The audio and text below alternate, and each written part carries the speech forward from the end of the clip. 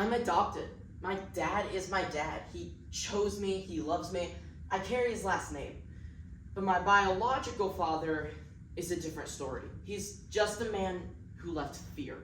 I barely even remember his face, but I remember his smell. Alcohol. He was abusive, unsafe. He told my sister and me that he should be in prison for what he did to our mom. He told us that he was watching us and then proved it with details only a stalker would know. So I learned to scan rooms, to mark exits, and to be ready to get my sister out. When I was younger, my sister and I had an act in a community Christmas variety show here in York, Nebraska. It was the Saturday matinee, and we were downstairs with the other kids when we learned that someone unsafe was there.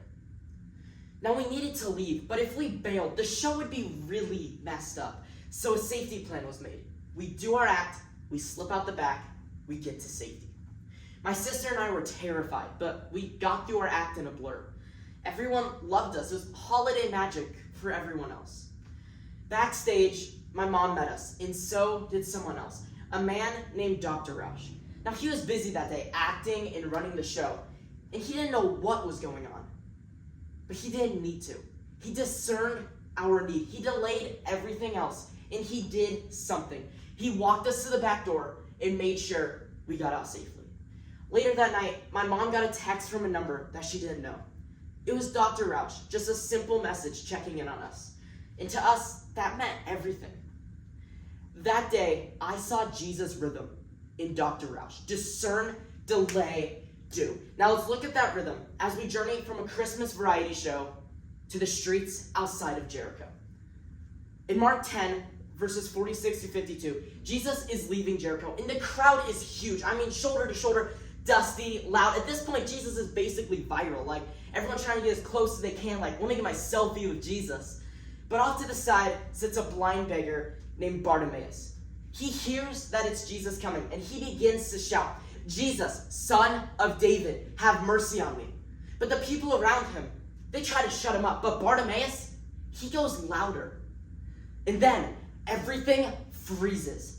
Jesus stops. Jesus hears the desperate voice of Bartimaeus calling his name.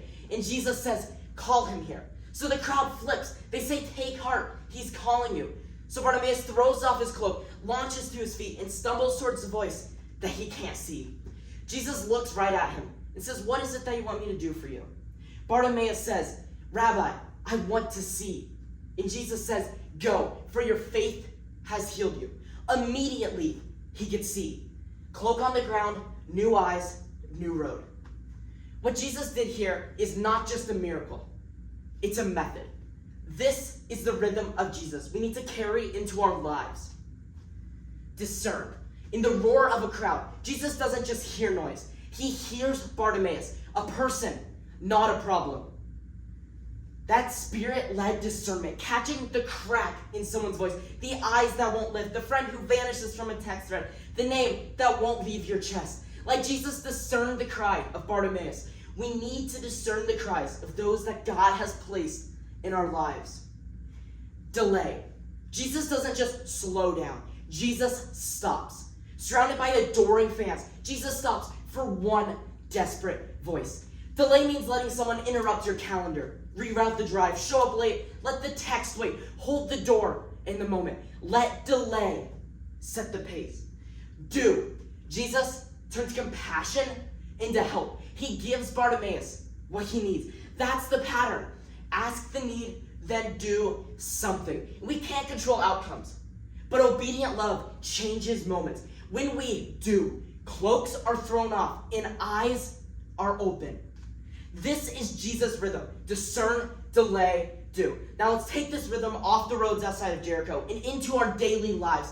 When a name rises, we reach out. When a need interrupts, we stop. When love is awkward or costly, we move anyway. Not once, but always. When you're late, when your hands shake, when the crowd yells, be quiet. When your calendar screams, don't stop. Somewhere, someone is waiting for just one person to notice. Somewhere, a phone is open to your name, hoping you call. Somewhere, a voice is right at the edge of silence, listening for take heart. Somewhere, someone is ready to drop the cloak if just one person makes room. A man did that for us once in a backstage hallway. Dr. Roush discerned what we couldn't say. He delayed everything else, and he did something simple but unforgettable. Be that voice. Be that stop. Be that presence. I still mark exits, and maybe I always will. But Jesus taught me something truer. Don't just look for a way out. Look for a way in, into somebody's hurt, somebody's moment, somebody's need. Jesus heard the cry of Bartimaeus. He stopped. He said, call him here. And Jesus gave sight.